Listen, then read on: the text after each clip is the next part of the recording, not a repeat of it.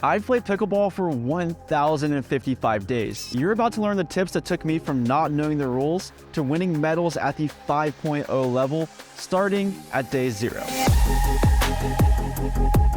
Here's the cold truth. You're going to miss shots in pickleball, like a lot of them. The worst reaction you can have is to get frustrated and lose focus. When you mess up, take a moment to breathe and reset. Focus and realize you have a brand new point in front of you. But even more important is to never give up on a point. The point is not over when you inevitably pop up the ball, it's over when your opponent hits it past you. So always do your best to get the ball back over the net and at least give yourself a chance at winning the point.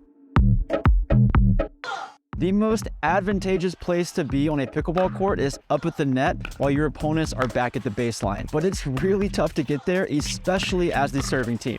The most consistent way to get up to the net is by hitting a drop shot and then watching your opponent's point of contact. If they are hitting the ball low to the ground in an upwards motion, that's your invitation to come in. If they are hitting the ball above the net in a flat or downwards motion, that's your cue to stay back. Once you get to the net, play safe, short shots called dinks and wait for your opponent to pop one up a bit too high.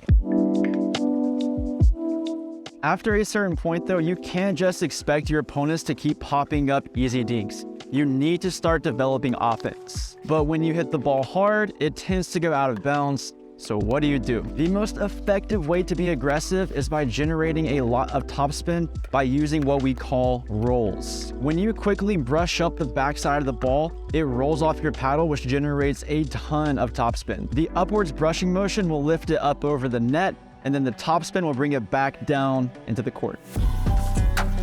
This skill is the main difference between a 4.0 and a 5.0. Once everyone you play with is able to generate offense using rolls, you're going to feel like you have to get your shots super close to the net. But a low margin of error is going to lead to you hitting a ton of balls into the net, which is the exact opposite of giving yourself a chance to win the point. Instead, give yourself plenty of margin, but anticipate that the ball is going to come back really hard, which is why you have to get really good at resetting the ball from transition. If you or your partner hits a high drop shot, look to stay low and athletic and take the ball out in front of you, ideally out of the air. And then just keep slowly gaining ground until you're finally able to make it up to the kitchen line.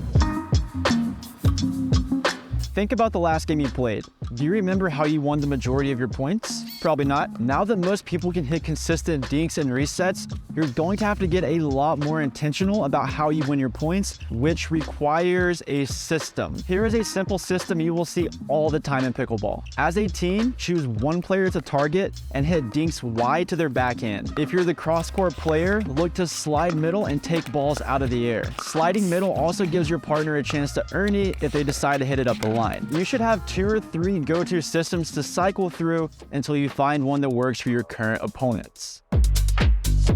Part of your system might be to take advantage of a specific matchup. Maybe you have better hands than someone on the other team, so you want to always be playing directly in front of them. To do this though, you need to learn how to switch and stack. With the current rules of pickleball, you may be forced to start on the left side or the right side, depending on the score. An easy way to communicate to your partner that you want to switch after the return is by showing them an open hand behind your back. And conversely, if you don't want to switch, just show a closed fist. Either way, you'll want to get verbal confirmation from your partner that they saw the signal. On the serving side, it's a lot more simple to get into your desired spots just by stacking. If you want to play the left side, but your partner is forced to serve on the left, then just stand to the left of them as they serve, and then after they serve, you both just slide back into your desired spots. Here are 2 more weaknesses that you should be looking for in your opponents. Several people have really poor backhanded overheads. Look for opportunities to lob over people's backhand, forcing them to either hit a weak shot from a compromised position or retreat to the baseline and let the ball bounce. The second weakness to look for is how your opponent grips their paddle. Almost every single grip will leave one of your shoulders vulnerable. So when you're looking to speed up a ball at your opponent, you might want to target the shoulders. However, you will rarely win the point on the speed up, so you should always be ready for the ball to come back and clean it up. Shout out Tyson. This is when I discovered what is now my favorite shot in pickleball. There's an art to being deceptive about where you hit the ball, and this is the most deceptive shot in pickleball. If you keep your elbow close to your body on a backhand dink, then you're able to quickly switch to your forehand at the very last second. You can hit this shot down the line, you can use it as a lob, it absolutely crushes in singles, but my favorite place to use it is doubles, hitting it down the middle. When you show a backhand, the cross-court player will usually slide to their sideline, but the person in front of you will stay there looking to cover their line. When this happens, the middle becomes open for a perfectly timed Kyle. I call this the Kyle because the guy who taught it to me learned it from the pro player Kyle Yates. There is a big difference in how pros look when they play versus how amateurs look when they play. It's obvious that pros have smaller swing motions and that they're using their body weight more effectively, but there's actually one trick that they use to achieve this, and that's the pause and hold. Most amateurs will follow the ball with their body and feet as it gets close to them, but the pros project where the ball is going to be and they get there immediately before the ball does. When you get to your spot early, you can pause before you hit the ball, load up your weight more effectively, and hold this position until you shift your body weight to execute the shot. Always get to your spot early. It will make this game so much easier. 1,000 days later, there is still one concept that has taken my game to the next level. It simplifies letting out balls go, gives me a better chance at resetting aggressive shots, and makes capitalizing on my opponent's mistakes almost effortless. A lot of us use this concept instinctively, but being mindful about it will take your game to the next level. I call this the seesaw effect, and it works in two different ways. The first way is that when your opponent's paddle is high, yours should be low, and vice versa.